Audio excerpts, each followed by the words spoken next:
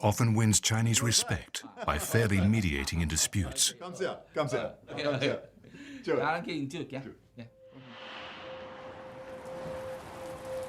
His biggest test comes in 1887, when an especially bitter dispute explodes between two Chinese societies, one Hakka, the other Cantonese, over control of this burial ground between Tiongbaru Road and Havelock Road.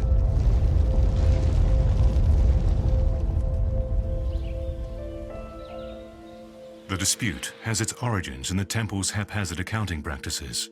Because records are not properly kept, the two societies fall into dispute about the share of donations and sales of oil money. Pickering and the Inspector General of Police, Samuel Dunlop, call a hearing to try and resolve the dispute. 你哋要唔要繼續管？你敢要？梗係想要啦，但係你知嘛？佢成日都將嗰啲香油錢喺捐款度搞到唔清唔楚。唉，邊個把錢搞唔清楚啊？冇數咧，你數邊度咧？冇數咧，好啦好啦。 Pickering proposes a novel solution. He orders the two bunks to alternate control of the temple on a rotating annual basis. This forces the bunks to keep proper accounts so that profits can be shared fairly. As these inscriptions record, the same system is still in use today to manage the burial ground for the Hakka and Cantonese for more than 100 years. As well as resolving these society disputes, Pickering wanted to find ways to improve the lot of the hard-working coolies and prostitutes, and to stamp out gambling and opium consumption.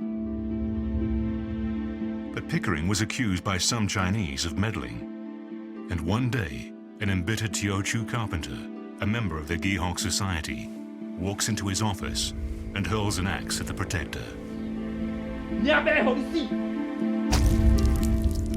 And it caused very serious injuries to his head, and actually led the next year to Pickering retiring from the British colonial service, returning to England, and he never came back again. After Pickering's departure, the British tried to completely ban the so-called secret societies. But this simply drove the brotherhoods underground. They would remain a vital part of the Chinese community. The British-Chinese protectorate survived Pickering's departure, but its officials could do little for Koa Chui, who sinks deeper into opium addiction.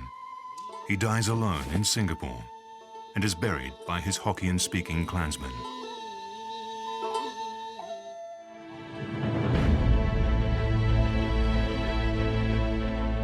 Wong Ah Phuc's life takes a very different course. With his woodworking skills in constant demand, he prospers and rises to become a building contractor. In both Singapore and Johor, he takes on many ambitious projects. He learned the trade as a carpenter, and then he learned on the job and learned how to organize the other building trades like plastering, bricklaying, the hall together with the tower. Not an easy job by any means. As his career as a builder begins to take off, Wong Ah Phuc meets a remarkable individual who will propel him into the stratosphere. They speak the same dialect. His name is Hu Ah Kei, better known as Mr. Whampoa. Mr. Whampoa was a great Singapore institution. He was not just rich, but influential.